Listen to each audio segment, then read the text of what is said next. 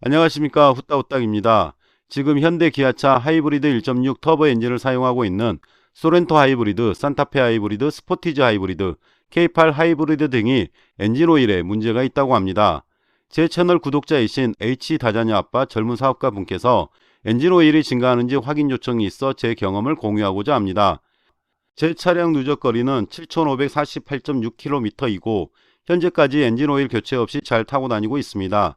점검 상태를 보니 아직은 더 타고 교체해도 문제가 없을 듯 합니다.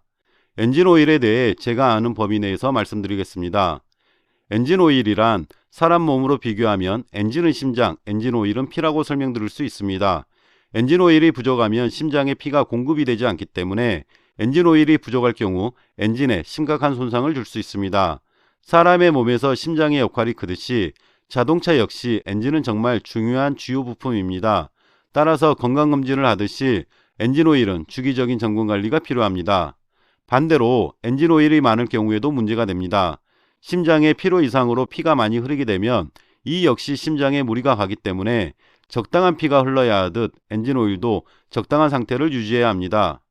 그래서 엔진 오일 체크 게이지를 보면 F와 L이 있습니다. F를 넘어서도 좋지 않고 L 밑으로 내려가면 그 즉시 엔진 오일을 교체해야 합니다. 엔진 오일 경고등이 떴는데도 불구하고 그 상태로 운행을 하면 정말 큰일 날 수 있습니다. 현대 기아차에서 제시하는 엔진 오일 경고등은 엔진 오일이 5% 미만일 때 경고등이 표시되어서 이 상태로 일정 이상 거리를 운행하게 되면 엔진에 큰 손상을 입힐 수밖에 없습니다. 현대 기아차를 운행하는 차주분이라면 이 점 명심하셔서 엔진 오일 경고등이 뜨면 자동차 보험회사에 전화해서 견인 서비스를 받아서 즉시 조치하라고 말씀드리고 싶습니다. 만약 이 상태까지 오도록 운행했다면 정말 차에 대해서 무지해서라고 생각할 수밖에 없고, 그래서 엔진 오일 경고등이 떠도 무시할 거라고 생각됩니다. 자동차 엔진 오일은 뜨거우면 부피가 늘어나고 차가우면 부피는 내려갑니다. 따라서 점검하는 요령은 다음과 같습니다. 차를 수평 공간에 주차합니다. 차가 기울어져 있으면 엔진 오일 체크는 하나마나입니다. 수평 공간에서 측정해야지만 정확한 측정을 할 수 있습니다. 2, 3분 동안 시동을 켜고 엔진 오일을 흐르게 하여 시동을 끄고 5분 지나서 측정하는 것을 권장하고 있습니다. 엔진 오일 상태를 체크합니다. 첫 번째, 색깔을 확인합니다.